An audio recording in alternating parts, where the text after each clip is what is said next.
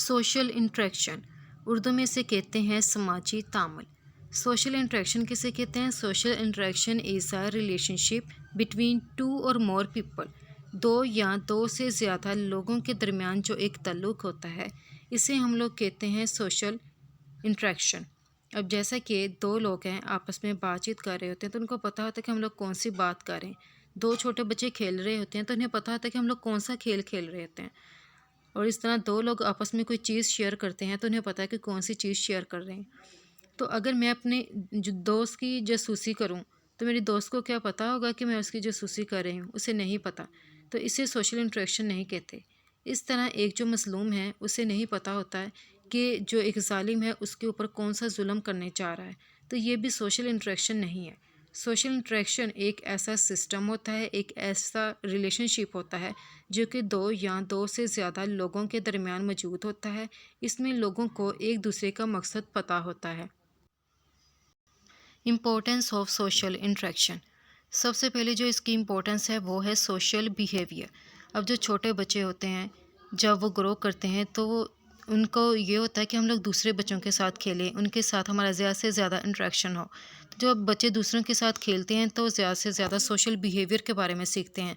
जैसे कि वो ये सोचते हैं कि हमें अपनी चीज़ें दूसरों के साथ शेयर करनी चाहिए, हमें दूसरे बच्चों के साथ कोऑपरेट करना चाहिए, यानी कि उनके साथ मिलकर खेलना चाहिए। इसके अलावा दूसरों की जो चीज़ है हमें उसकी भी रिस्पेक्ट करनी चाहिए। इसलिए बच्चे अपने जो दोस्त होते हैं उनके साथ इंटरेक्ट करते हैं और उनके साथ मिलकर मुख्तलिफ़ किस्म की वो स्किल्स सीखते हैं। जैसा कि वो कम्युनिकेशन स्किल्स सीखते हैं, बच्चों को बोलने के बारे में पता चलता है। इसके अलावा वो जो है इंटेलेक्चुअल स्किल्स भी सीखते हैं कि बच्चों को होता है कि हम लोग नई नई जो चीज़ें हैं उनको डिस्कवर करें। तो बच्चे जो है डिस्कवर करना भी सीखते हैं।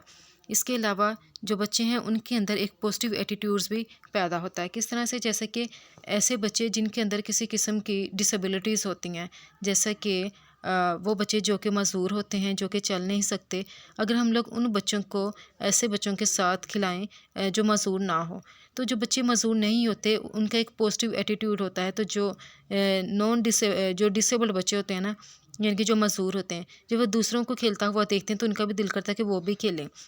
तो अगर एक मज़दूर बच्चा और दूसरा बच्चा जो कि मज़दूर नहीं है, अगर दोनों मिलकर खेलेंगे तो दोनों को ही फ़ायदा होगा। तो जो एक मज़दूर बच्चा होता है उसकी ज़िंदगी में भी एक रोशनी जो है आती है कि मुझे भी खेलना चाहिए, मुझे भी इस किस्म की सरगर्मियों के अंदर हिस्सा लेना चाहिए।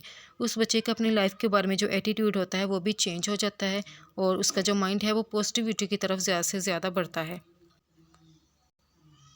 तो ऐसे बच्चे जिनके पास सोशल स्किल्स होती हैं उनके पास सेल्फ़ इस्टीम भी ज़्यादा होता है, क्योंकि ये बच्चे इन्वायरमेंट के साथ ज़्यादा इंटरेक्ट करते हैं तो वो ज़्यादा सोशल स्किल्स सीखते हैं कि कैसे उन्होंने अपनी चीज़ें शेयर करनी है, दूसरों की कैसे केयर करनी है।